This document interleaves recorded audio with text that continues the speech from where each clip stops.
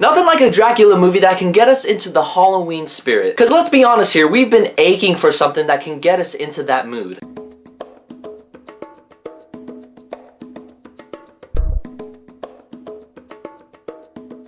Okay, so Dracula Untold. Dracula Untold is the untold story of Dracula, hence the name Dracula Untold. And here we have Luke Evans portraying Vladimir the Impaler, and I thought it was going to be based upon somebody else, so that was a huge surprise to me. And for you guys who don't know who Vladimir the Impaler is, he's like the original Dracula. And this movie shows how much of a feared ruler and a soldier he is, but at the same time, he's a devoted husband and a father. More or less, he's a family man. And it's a time of peace. There's no war going on. There won't be any war to come. Until Howard Stark comes in with the goatee and says, hey, I'm gonna take all your children, including your son, and then using them as my soldiers. There's nothing you can do about it. And Luke Evans says, yeah, I'm not gonna have any of that. And he goes and searches out the power of Dracula and then takes on the entire Turkish army. Now, to be honest with you guys, I thought I was gonna hate this movie. I thought I was gonna rip it to shreds. Turns out I actually liked it. I thought it was pretty good. Now, Luke Evans as Dracula, I thought he was a pretty good pick for Dracula. This guy kind of has a soft spot, but when he needs to throw down, he throws down. You better watch out for this guy. He is good with the sword. All in all, I thought he was actually a pretty good actor in this movie. Now, Dominic Cooper as the main villain, I thought he was a pretty good bad guy, but some of the things that he does in the movie, I'm just like, oh, what? Still rocking the goatee, so I thought that was pretty awesome. I'll get back to that later, don't you worry. You know who surprised me in the movie? This chick. Yeah, spoiler alert, she's hot. I thought her role was gonna be forced into the movie, but it wasn't. It was actually a big part in Dracula's side. Yeah, Princess Hotness was actually a pretty decent actress. In some scenes in the movie, I thought some of the lines that she says, I'm like, yeah, they probably should have left that out of the movie. Overall, I enjoyed her, and just like the rest of the acting in this movie. Now, I remember watching the trailers and seeing Luke Evans gaining the power of Dracula and him,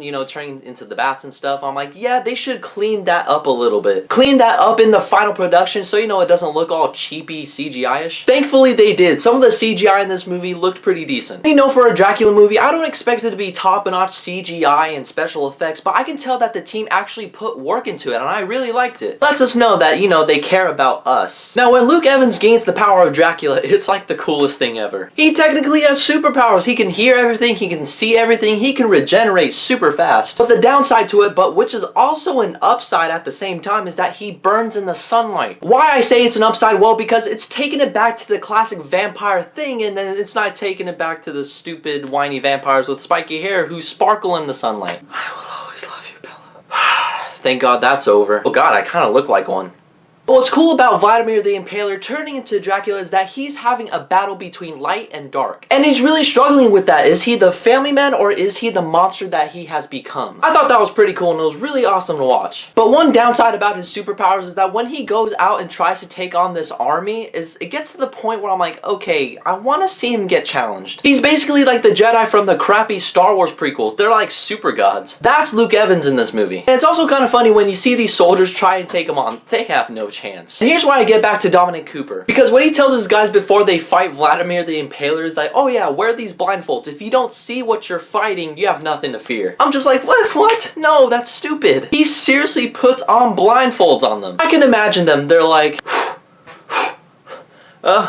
did I get him? Not gonna lie, if I had a blindfold on, I'd still be pretty scared. Phew, magical disappearance. So in the end, I thought Dracula Untold was a pretty solid Dracula movie. The acting was good for the most part. Luke Evans was a badass. Dominic Cooper was cool, yet kinda stupid. The powers of Dracula were awesome. It was a throwback to the classic vampire formula. Some of the lines in the movie felt pretty forced, and it's a good movie to get you in that Halloween spirit. And if you want to see Dracula Untold, see it at matinee. You'll be more than happy if you do so. Thank goodness he didn't sparkle in the sunlight, that's all I'm saying. Have you guys seen Dracula Untold? What did you guys think about it? Be sure to leave a like and comment on the video, and as always, there's a link below for my Twitter and my Facebook. Keep in contact with me, but in the meantime, I have to get going. I wish I could turn into bats like Dracula, but all I have is this.